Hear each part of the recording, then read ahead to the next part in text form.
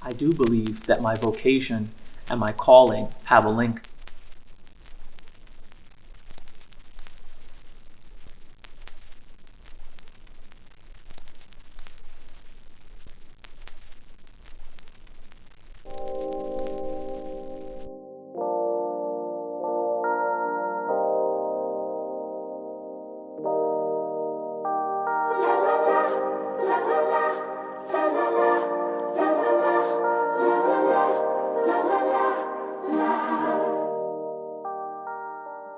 I was always the kind of person who wanted to help people and always wanted to solve the issues or solve the problems that people had. When I really started to understand the idea of calling, it was we're all individually called to something. The first time I realized that I was called to ministry was in 2008. A pastor at a church that I was baptized in, we were at a spiritual retreat, and they prayed with me, and they took me by the hand and said to me, "Wes, I believe that you are called to preach the gospel to all nations."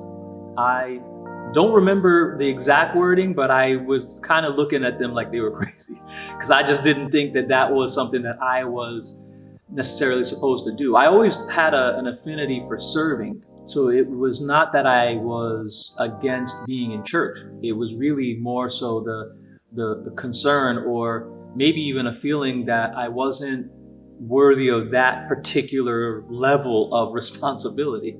That was really the main thing of me knowing about a calling to ministry.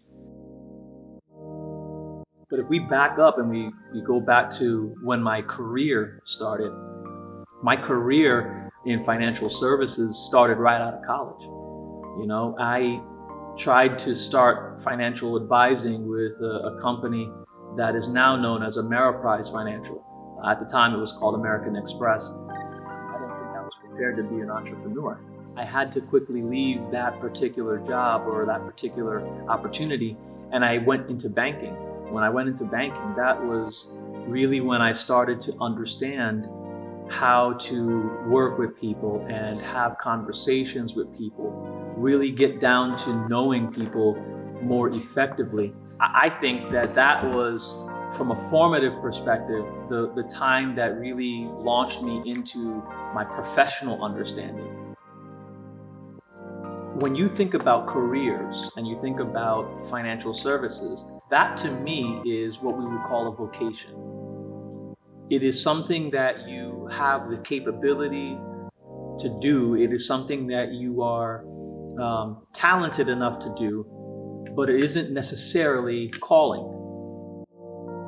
To me, banking and finance and financial services is a vocation. And I really honed and learned and developed that vocation when I started in banking. I started as just a regular banker, helping people open accounts and helping people to understand what their savings rate was, maybe get better savings, maybe introduce them to somebody to help them grow their money.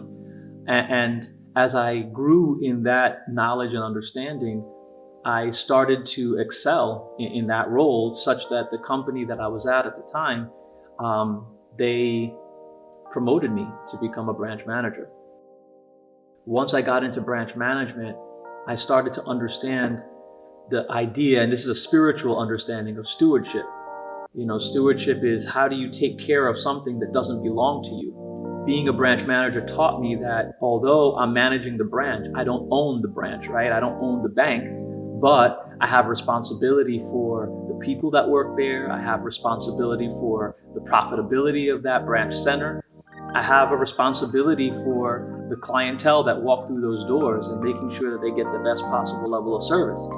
In church, we often talk about stewardship around giving and offering, but branch management taught me stewardship in a whole different light. To me, stewardship is, how do I take care of the resources that I am in charge of?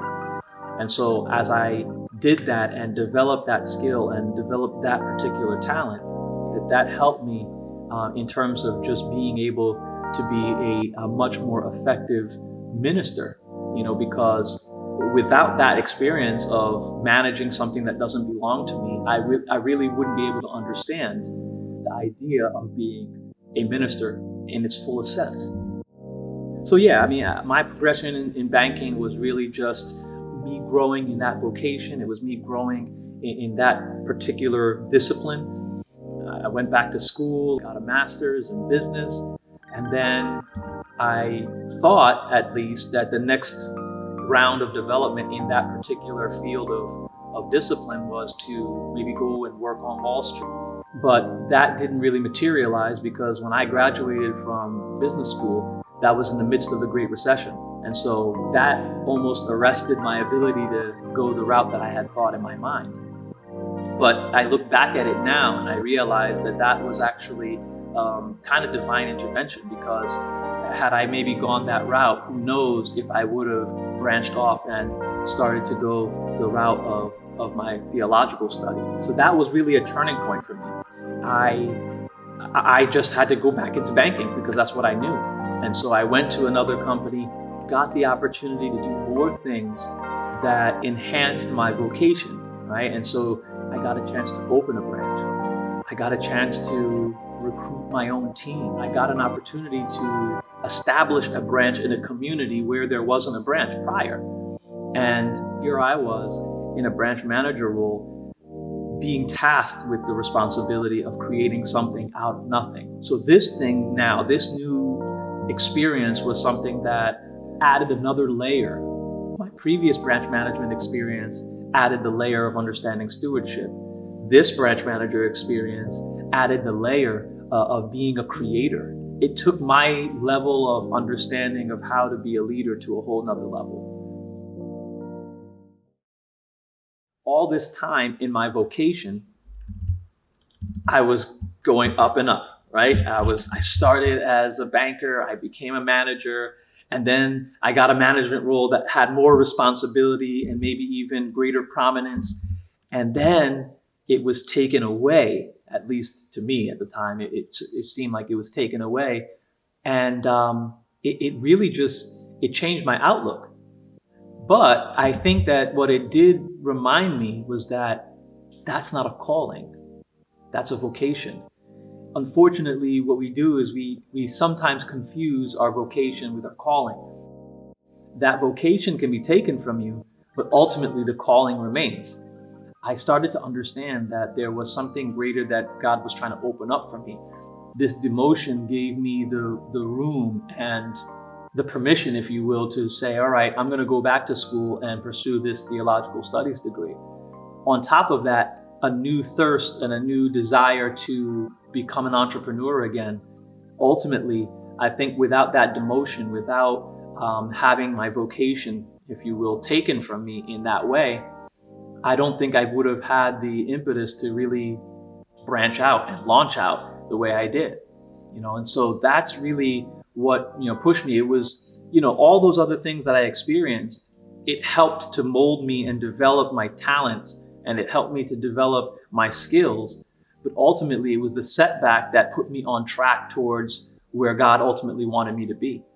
I do believe that my vocation and my calling have a link.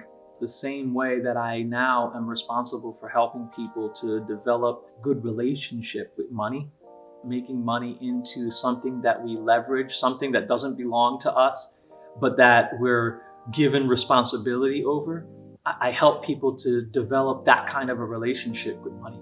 Everything that I do from a ministry perspective is born out of this idea that I'm helping people to become a steward. And it begins with my vocation of teaching people how to be a steward over money. But it gets amplified when I show people how to be a steward over everything else that they have under their care. And so I think that that's why I've arrived to where I am. That's kind of been the evolution of my understanding of ministry. Whatever it is, I want to help people to become a better steward. And I think that that's really ultimately what my calling is.